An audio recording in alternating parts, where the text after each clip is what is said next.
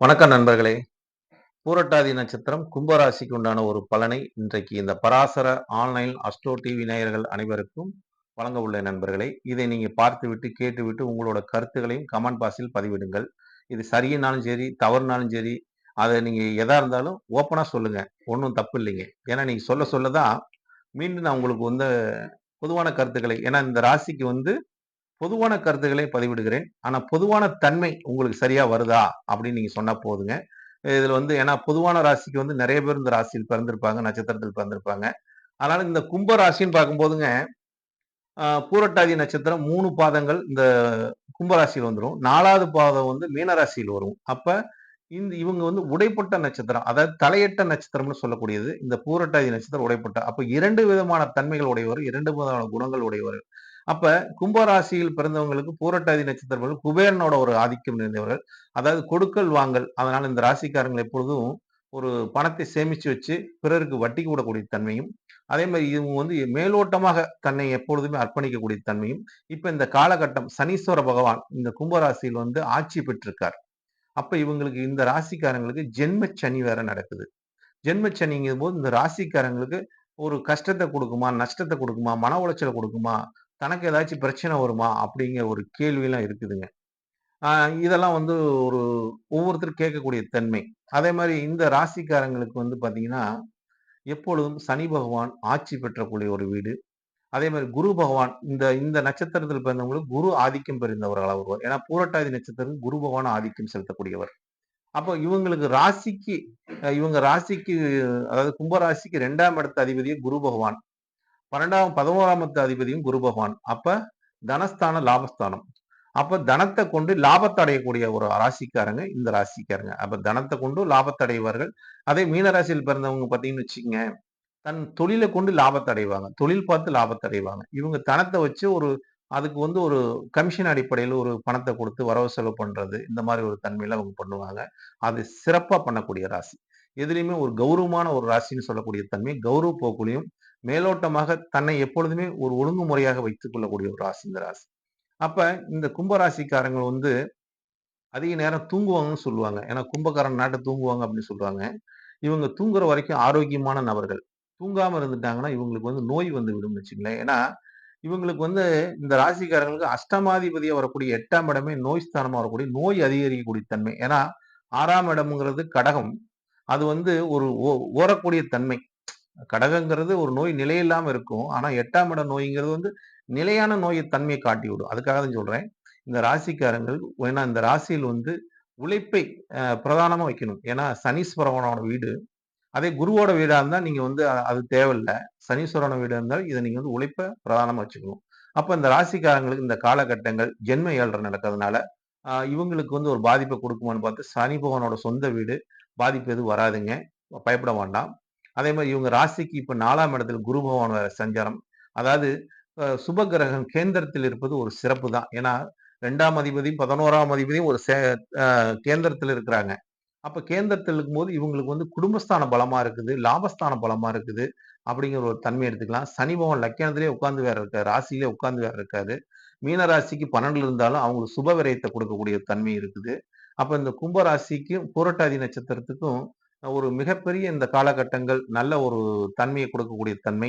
இந்த யாருக்கு நன்மை, யாருக்கு தீமைங்கிற மாரி இந்த ராசிக்காரங்களுக்கு இந்த காலகட்டத்தில் ஒரு சொத்து வாங்கக்கூடிய தன்மை, அதாவது ஒரு சொத்து வாங்கணும்.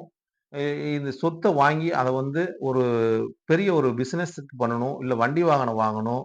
ஆ அது மூலியமா இவங்களுக்கு ஒரு சந்தோஷம் அடையக்கூடிய தன்மை. ஏன்னா 4ஆம் இடத்துல குரு இருக்கார். 4ஆம் இடத்துல குரு இருக்கார். 2ஆம் அதிபதி 4 இருக்கும்போது தனத்த 4ஆம் இடத்துக்கு விரயம் பண்ணுவாங்க. அப்ப தனத்த எதுக்கு விரயம் பண்ணாலும், ஒரு சொத்து வாங்குறதுக்கு விரயம் பண்ணுவாங்க. வண்டி வாகனம் வாங்குறதுக்கு விரயம் பண்ணுவாங்க.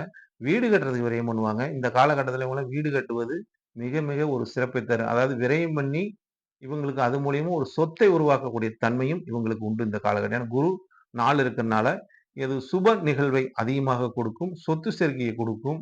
அப்படிங்கிற ஒரு தன்மை எடுத்துக்கலாங்க. அப்ப இவங்களுக்கு இந்த இந்த ராசிக்காரங்கள பார்த்தீங்கன்னு வச்சுக்கங்க, இவங்களுக்கு எப்பொழுதுமேங்க இவங்க வந்து சனியோட ஆதிக்கம் பெற்றிருக்கனால, இவங்க எதுக்குமே வந்து ஒரு ரொம்ப ஸ்பீடா போமாட்டாங்க. நீங்க இந்த ராசிக்காரங்க எதுக்கு ஸ்பீடா போமாட்டாங்க. ஸ்பீடா போக்கூடாது. அதே மாரி குருவோட ஆதிக்கிறதுனால நிறுத்தி நிதானமாக செயல்படக்கூடிய தன்மை, எதையும் ஒரு ஒழுங்கு பார்க்கக்கூடிய தன்மை, அத வந்து அலசி ஆராயக்கூடிய தன்மை இவங்களுக்கு உண்டு. ஏன்னா குருவோட நட்சத்திரம். இவங்க பூரட்டாதி நட்சத்திரங்கிறது குருவோட தன்மை உடைய நட்சத்திரம். அப்ப குருங்கிறது எதையுமே பிறருக்கு உபதேசம் பண்ணுவார். பிறரை வந்து நல்வழிப்படுத்துவார் அப்படிங்கிற ஒரு தன்மை. ஆனா இவரும் நல்வழியிலிருந்து பிறரையும் நல்வழிப்படுத்தக்கூடிய தன்மை இவங்களுக்கு உண்டுன்னு வச்சுக்கங்களேன். அதனால இந்த ராசிக்காரங்கள் எப்பொழுதுமே கும்பராசியில் பிறந்தவங்களுக்கு ஒரு குபேரத்தன்மையும், அதே மாரி இந்த ராசிக்காரங்கள் எதுவுமே ரகசியங்கள் அதிகமாக ஏன்னா கும்பங்கிறதே ஒரு ரகசியம் நிறைந்த வீடுங்க. கலசத்தை குறிக்கக்கூடிய வீடு. அந்த கலசத்துக்கு மேல எப்படி ஒரு தேங்காய வச்சு உள்ள இருக்குது எதுன்னு தெரியாம மறைச்சிருவாங்களோ, அது மாரி இது பிரபஞ்சத்தோட வீடு. கும்பராசிங்கிறது பிரபஞ்சத்தோட வீடு. அப்ப இதுல இதுல வந்து நமக்கு என்னன்னா, கெட்ட கிரகங்கள் என்று சொல்லக்கூடிய கிரகங்கள்லாம் ராகுவோ, கேதுவோ, சூரியனோ, செவ்வாயோ இந்த ராசியில இருந்துட்டா, இவங்களுக்கு ஒரு தோஷத்தை குடுக்கும்னு வச்சுக்கங்களேன். ஆனா ராகு நட்சத்திரம் அங்க இருக்கும்போது அவங்களுக்கு அமானுஷ்ய சக்திகள் அதிகமாக வேலை செய்யும். அவங்களுக்கு இப்ப அந்த பிரபஞ்சத்தோட ஒன்றிணைஞ்சு என்ன நடக்குது, ஏது நடக்குதுன்னு அத உணரக்கூடிய தன்மைலாம் உண்டுன்னு வச்சுக்கங்களேன். இப்ப உங்க ராசிக்கு வந்து 2ஆம் இடத்துல ராகு பகவான் சஞ்சரிக்கிறதுனால, 8ஆம் இடத்துல கேது பகவான் சஞ்சரிக்கிறதுனால், அப்ப நம்ம வாக்குவாதங்களை எல்லாம் மிக மிக கவனமுடன் கையாளணும். ஏன்னா ராகுங்கிறது விஷத்தை கக்கக்கூடிய ஒரு கிரகம். அவர் 2ல இருக்காரு.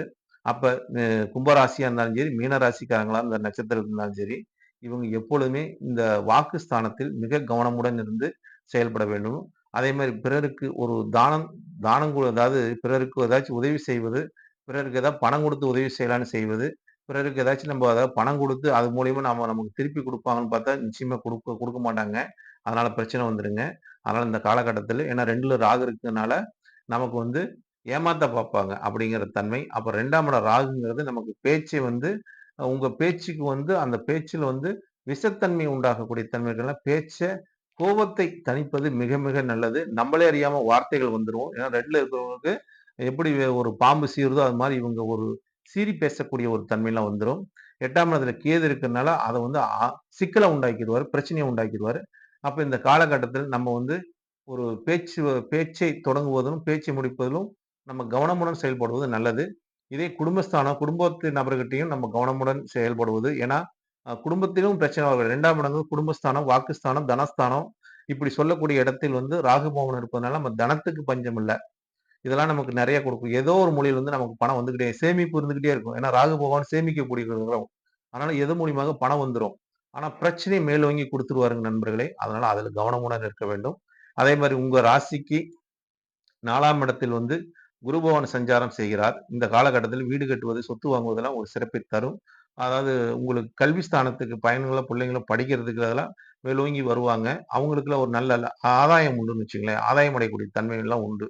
இதெல்லாம் நம்ம எடுத்துக்கலாம். அப்ப நம்ம இந்த காலத்துல சுப நிகழ்வுக்காக நம்ம வீட்ல பிள்ளைங்களுக்கு கல்யாணம் பண்ணணும், பசங்களுக்கு கல்யாணம் பண்ணணும். இந்த மாரி ஒரு படிப்பு செலவு பண்ணணும். இந்த மாரி சுப விரயங்களை செய்வது இந்த ராசிக்கு மிக மிக ஒரு யோகத்தை கொடுக்கும் இந்த காலகட்டங்கள்.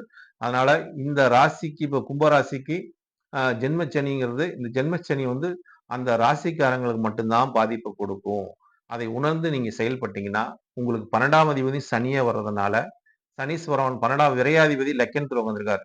ஏதோ ஒரு ரூபத்தில் நமக்கு விரயத்தை ஏற்படுத்திக் கொண்டே இருப்பார். அந்த விரயத்தை நம் நல் விரயமாக ஆக்கி, சுப விரயமாக ஆக்கி, எதுல எதுல முதலீடு செய்யணும் என்று அருகாமையில் உள்ள ஒரு ஜோதிடரை ஆலோசனை பண்ணி, உங்க ஜாதகத்தை நீங்க வந்து எனக்கு இந்த காலகட்டத்தில எனக்கு திசா காலங்கள் எப்படி இருக்குது? எந்த மாரி ஒரு திசை நடக்குது? நல்லா இருக்குதா? நன்மையா? தீமையா? நம்ம எது செய்யலாம்? வீடு கட்டலாமா? இடம் வாங்கலாமா? வேற ஏதாவது தொழிலுக்கு ஏதாச்சும் செய்யலாமா? அப்படிங்கிறத அருகாமையில இருந்து கேட்டு, நீங்க அத செஞ்சீங்கன்னா, உங்களுக்கு எந்த ஒரு நஷ்டமும் இருக்காது. எந்த ஒரு கஷ்டமும் இருக்காது. எந்த ஒரு மனக்குழப்பங்களும் இல்லாம, தெளிந்த நீரோடை போல் நீங்க பயணிக்கலாம். ஏன்னா, இன்றைக்கு இந்த காலகட்டங்கள் உங்களுக்கு ஜென்மத்தில் ஆ சனி பகவான் இருப்பதும், அதே மாரி அங்க சந்திர பகவான் இருக்கிறதனால், அதாவது சனியும் சந்திரனும் சேர்க்கை இருந்தா புணர்ப்பு தோஷம் என்று சொல்லக்கூடிய அமைப்பு. அதனால நம்ம முடிவுகள் சரியான முறையில் இருக்காது. பிறரை ஆலோசனை பண்ணி நீங்க எந்த ஒரு முடிவு எடுத்தாலும், அது நிச்சயமாக ஒரு வெற்றியை தரும். உங்களுக்கு தெய்வ ஆற்றல், நம்பிக்கை இதெல்லாம் வந்து நல்லாவே இருக்கும். அதை நீங்க வழிபட்டு செய்யும்போது இன்னும் சிறப்பை தரும் நண்பர்களே. அதனால இந்த கும்பராசியும், மீன ராசியில் பிறந்த பூரட்டாதி நட்சத்திரம் 4ஆம் பாதம் மட்டும் மீன ராசியில் வருங்க. மீன ராசியில் இருக்கிறவங்களுக்கும் இப்ப குடும்ப 7 சனி நடக்குது. அதனால விரயச்சனியும் நடக்குது அவங்களுக்கு. இதையும் கவனமுடன் பார்த்துக் கொள்ள வேண்டும் நண்பர்களே. இத பார்த்து உங்களோட காரியத்தை நீங்க சாதித்துக் கொள்ளலாம். எதுக்குமே இந்த ஜாதகம் என்பது நமக்கு வழிகாட்டக்கூடியது. நமக்கு எந்த வழியில் நாம் பயணிச்சா சிறப்பை தரும் என்பது இந்த கிரகங்கள் சொல்லிவிடும் நண்பர்களே. கிரகத்தை நம்பி பயணுங்கள். நிச்சயமா உங்களுக்கு வெற்றி தரும் நண்பர்களே. நன்றி, வணக்கம். வாழ்க வளமுடன். பரமத்தி வேலுச்சந்திரன்.